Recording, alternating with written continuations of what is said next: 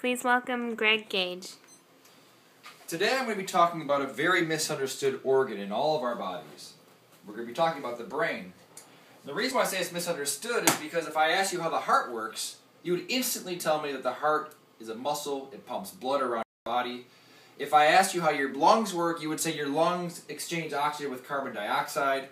But if I asked you how your brain works, you would give me this blank stare and you mumble something about neurotransmitters or something, because it's a very difficult thing to understand. You can't just look at a brain like you can these other organs and see how it works, because the brain is not a mechanical thing, it's an electrical thing. And actually, if you just looked at a brain, it just looks like a piece of fat. It doesn't do anything. The only way to understand how the brain works is that you have to be looking at a living brain, and we're going to do that right now.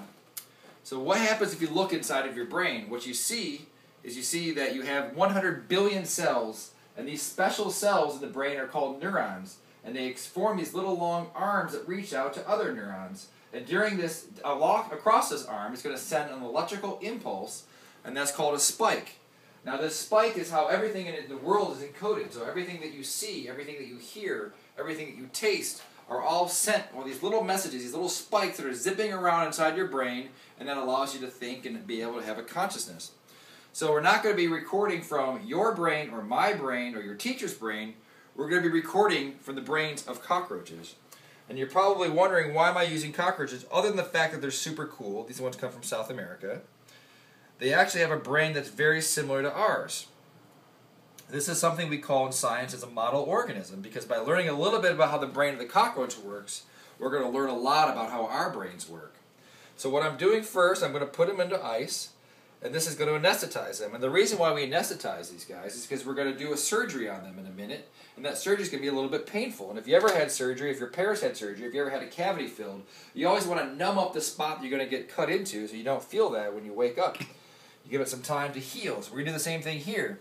What surgery are we going to do? We're going to cut off its leg, but I'm going to show you why we're going to do that. Because we're going to look up here, you see that its beautiful leg is covered with these hairs. And each hair has a neuron underneath it. And that neuron is going to send information to the brain about what's happening on the outside world. Maybe the wind's blowing down, maybe the vibration, maybe someone's coming to eat it. So it needs to know that, and so it's going to zip off this information all the way down the axons up to the brain. So we're going to listen into it, because we're going to cut off the leg of this cockroach, and now you see he's not moving anymore, so I'm going to pull him out. I'm going to lay him on the operating room table, and then I'm going to take these scissors, I'm going to snip right where you see it on the graphic, and so I'm going to cut close to the body. Now don't worry, his leg will grow back. We're a very green company. We're going to try to recycle everything here. And I'm going to take these pins, I'm going to place it like you see in that figure there. I'm going to put one in the back and one where all these axons are flying that we talked about. So I put the two pins in there, and I'm going to turn it on, we're going to listen. So, what does this sound like to you? No, You're probably going to say it sounds like nothing. It sounds like garbage. It sounds like static. Greg, you messed it up. And I'm going to tell you, this is the most beautiful sound in the world, because this is the sound of everything that you know.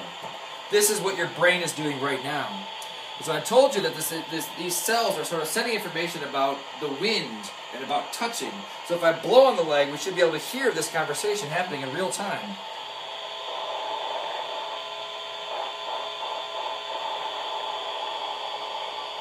You guys hear that? So what is that? That's actually the increase in what's called rate coding. Because what happens is that the more I touch the leg, if I were to press it a little bit harder, or really hard, well, that's a nice one. What that's telling you, the brain, is that there's something happening in the outside world you need to pay attention to.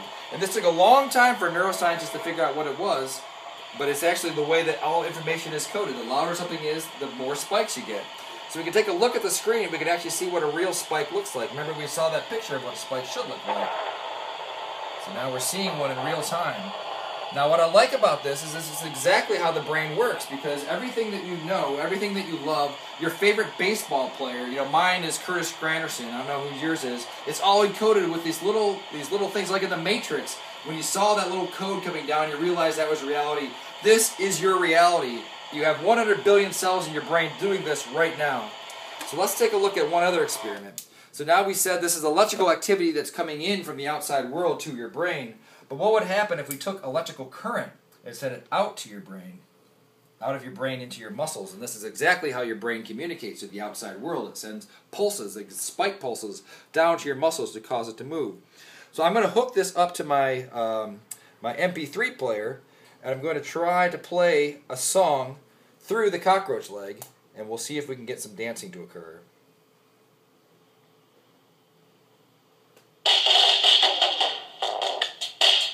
So you can see what's happening. The cockroach leg is twisting right on the time of the beat. So why is that? Because what happens in an MP3 player is you have current that goes all the way up to the earbuds inside the little magnets inside your ears, and then those little magnets can move, and that allows you to hear what's within your earbuds. So if I do the same current and send it into the cockroach legs, it's going to cause those neurons to fire and cause those muscles to twitch. And it's twitching to the beat because the beat has the longest frequencies, which has the most current in there. So we already learned something very cool about neuroscience here. We saw which frequencies allows the legs to twitch, which is what we use, and we use deep brain stimulation and a number of other parameters as well.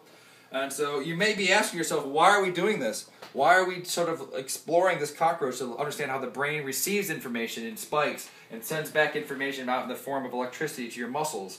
Well, I'll tell you now, but there's about 20% of all of Americans and the rest of the world are going to die of a neurological disorder that we don't yet know the cure for. And we're hoping if we get into the high schools that people like you, one or a few of you, will come up with a disease and help solve a disease and help begin the neural revolution. Well, thank you.